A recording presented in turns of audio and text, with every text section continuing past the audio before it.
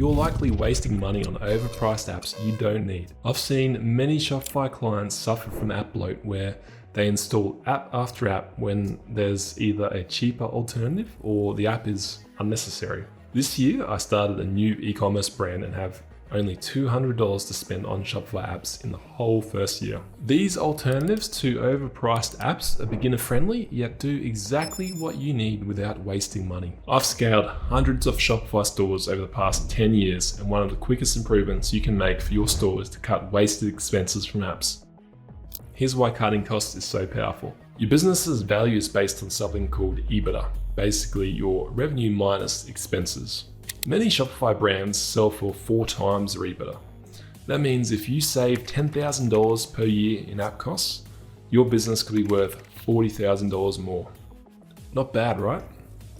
After helping hundreds of Shopify stores over the past 10 years, here are 7 apps I'm avoiding to bootstrap this new brand on a $200 budget.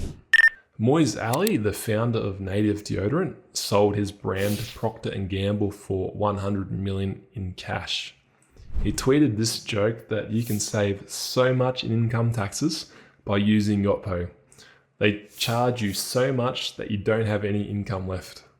Many brands have wasted 5 figures per year on the review app Yotpo. The app costs more as you get more orders per month. Another I personally hate is Trustpilot.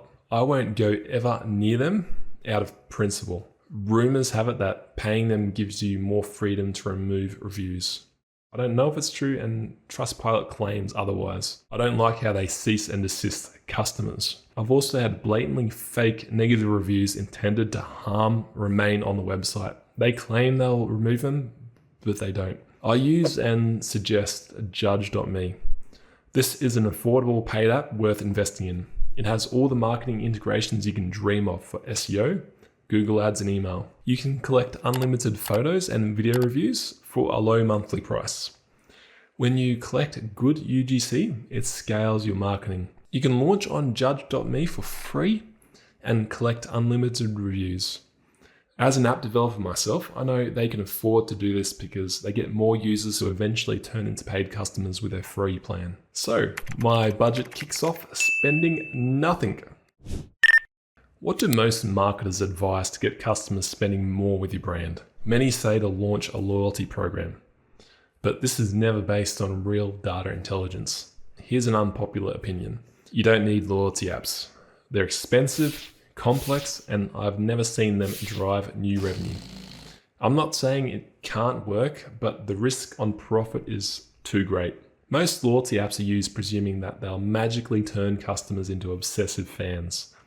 Every case study for loyalty programs cites Starbucks or airlines, but you're not in a regulated monopoly and you don't have wide-reaching retail stores with high purchase frequency. Even Sears went into bankruptcy as shoppers figured out how to hack the system. You see, some customers are just bad. In fact, poorly implemented loyalty programs can train customers to only buy when there's a reward, slashing your margins instead of boosting retention. Your repeat customers should be the ones making you the most profit. Instead of relying on a loyalty app and wasting time setting one up, you've just got to be more strategic and build a better brand. Instead of a loyalty app, what I'm focusing on instead is making great products, sending good emails, and building community. That will outperform a point system every time. My budget remains at 0. Let's go. Page builders like Shogun or Pagefly might seem like a good idea, but they can be a trap for small brands. Historically, they have been clunky and can lead to Frankenstein-like designs that slow down your site. But they're actually pretty good these days. I'm hesitant to put page builder apps in this list because their tech has stabilized over the years. They also have plans that are not that expensive when you consider the cost savings you get from alternatives of custom development. Heck, if you get a conversion rate increase by building a good landing page with such apps, they easily pay for themselves. If you were to spend on an app, this is a good place to do it. A good alternative is to use Shopify's Online Store 2.0. It's built in, customizable, and free with your Shopify plan. If you're after more advanced options, consider Webflow or Figma for Shopify. You can quickly build a good store or landing page using these tools. This keeps our budget at zero. We're spending big here. Next stop, the Forbes richest list. This is where I plug my own app, Related Blog Post Pro. I made it and have maintained it for free since 2015. It's lightweight and does exactly what it says by suggesting related blog posts of yours at the end of an article. If you're blogging to drive organic traffic, having related posts is a must to keep readers engaged and improve your site's SEO with good internal linking. Other companies have since copied my idea and put a price tag on their own version. Remember, every dollar saved here is $4 earned. So you know the math for the budget now. 0 spent on this app plus 0 equals 0. Shopify's default search has come a long way. Unless you're running a massive store with tens of thousands of products, you likely don't need a third-party search app. Apps like Searchandise or Instant Search can be great, but they're often overkill for smaller stores. Instead, spend time optimizing your product descriptions, tags, and collections to make Shopify's native search work smarter for your store. The Shopify Search and Discovery app lets you customize filters so shoppers can refine their search by categories that matter most to them. Do you want your products to show up no matter how someone phrases it? You can use synonym groups to match the terms shoppers actually search for.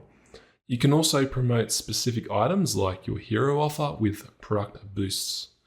You can even add personalized recommendations to product pages to try and boost average order value. Why not? Let's do another budget check. Still at 0. We're good at this. There's no need for most brands to pay for fancy live chat tools like Tito or Zendesk. Shopify has you covered with Shopify Inbox, and it's free.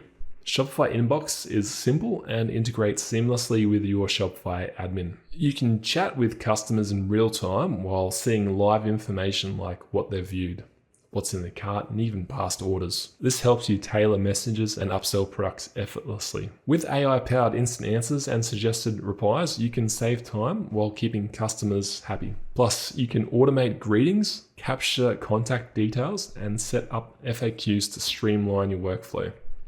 Thanks to Shopify Inbox, the budget remains boring at 0. I like boring when it comes to spending. As you scale into 5 figures per month, I strongly suggest Gorgeous.